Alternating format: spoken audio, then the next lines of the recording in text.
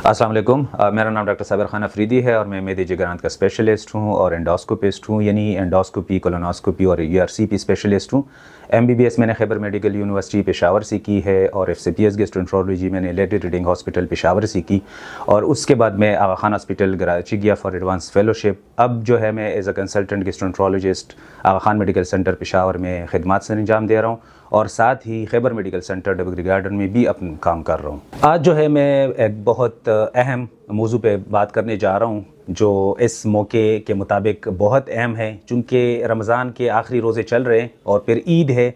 तो अक्सर जो लोग आते हैं तो उनको ईद के दौरान मैदे और आंतों के मसले बहुत ज़्यादा होते हैं। तो ये क्यों होते हैं, तो इसके हवाले से मैं बात करने जा रहा हूँ।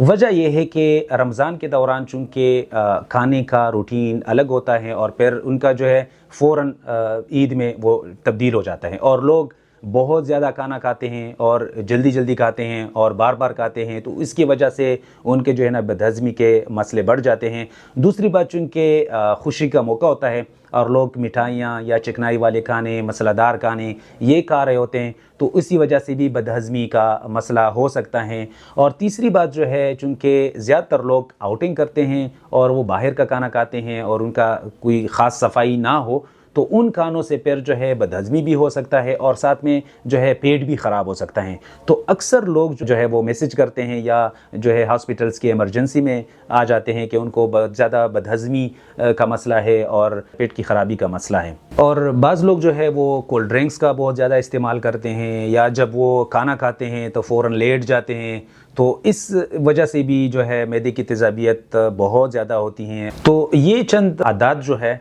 ये आप लोगों की ईद के दौरान मैदे और आंतों के मसलों के सबब बनते हैं।